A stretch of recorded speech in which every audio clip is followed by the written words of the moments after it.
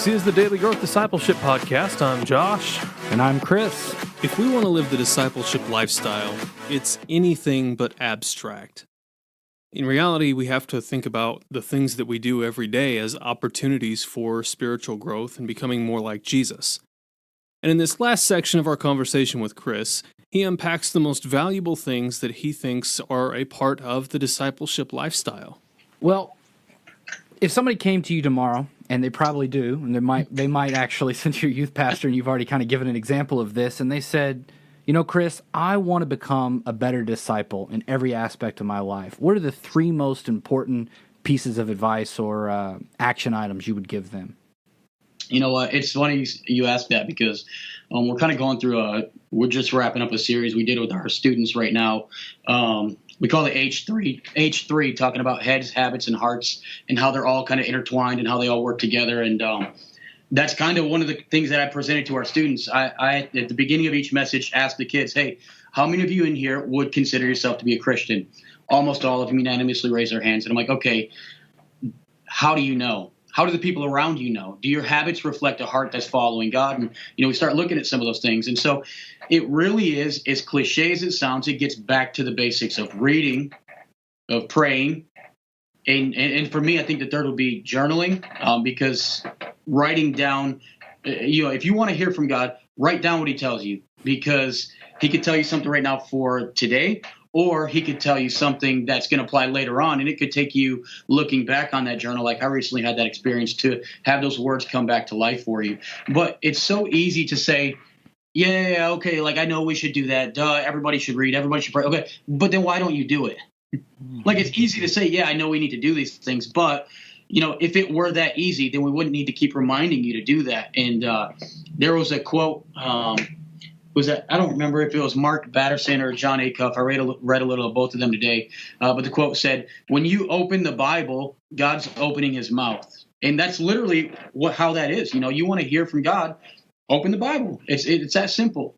And so we've really been just trying to coach our kids on the basics of that and working through some of the uncomfortability with that. And how do you read the Bible? How do you pick a place to start? How do you start praying? And working through some of that. Because what happens is a lot of times we see the person that has the really advanced faith and we're like, yeah, I want to get there, but how do I get there is the question. And so really helping our kids to know that, you just start with today, and tomorrow you build on what you did today, and it keeps moving forward.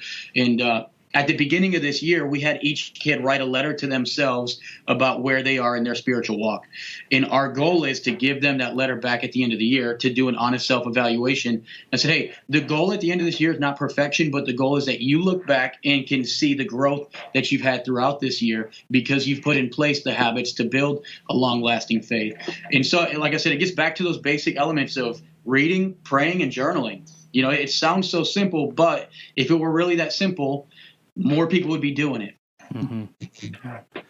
And what has been one of the most valuable things that you've learned throughout your Christian life?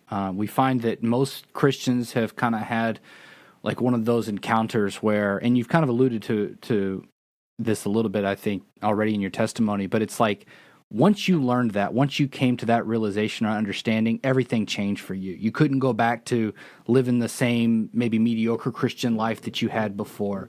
Do you have any big ideas on that?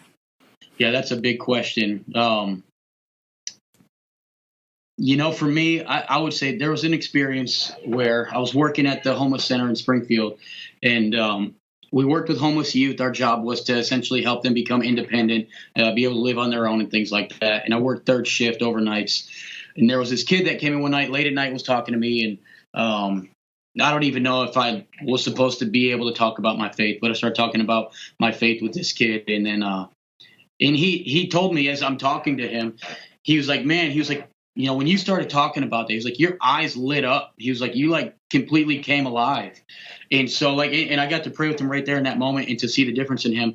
But that experience to me just showed me that people are looking for something real. And it gets back to the verse that says, how then can they hear unless somebody's going to preach to them? And that word preach doesn't mean you get up behind a pulpit and say, hey, let me give you my 3 points in a conclusion. But it's like, essentially, how are people going to hear about Jesus unless you tell them? So even in that moment, a super late at night conversation. This kid could literally see in my eyes the passion that I had talking about Jesus. And it was funny because I didn't even recognize in the moment. I felt like we were just talking. And he said, that everything shifted when that conversation started. And so even with our students now, I just tried telling them, if you step out and you're willing to share that faith, the Holy Spirit will come and give you those words. He will give you favor. He will open doors that you may not be able to open. And, so really that's the biggest thing for me was in that experience. I'm like, we can't afford not to tell people. You just can't. You can't afford not to tell people. And I've tried to be a lot more sensitive to telling the cashier at Walmart or at the grocery store or little things like that. We are so quick we don't want to be inconvenienced. But I'm like, Jesus inconvenienced himself for us, so what inconvenience is a 5-minute conversation at a grocery store? And so really that was a big turning point for me and I'm like, in anything that I do, any job that I have from here on out, like I'm looking for people that need to hear about Jesus and they're everywhere. But for me, like I said, in that moment, it just kind of that conversation kind of revived that evangelistic part of me that says, hey, people are looking for something real. They're looking for that. And when he could literally see it in my eyes, he was like, I want that. Like whatever you're doing, like I want that.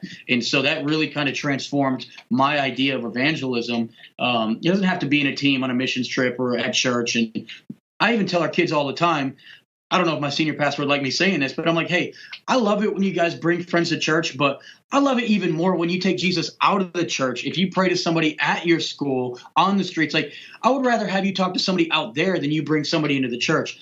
Not that bringing somebody to church is bad, but I'm like, when you are willing to go out and share that, that's how you know it's real. That's the mark of a disciple, is somebody that's taking that message with them, not just coming on a Wednesday or a Sunday to hear for themselves. And so, that for me was just a big turning point of realizing like, man, people want this, but who's going to share it with them?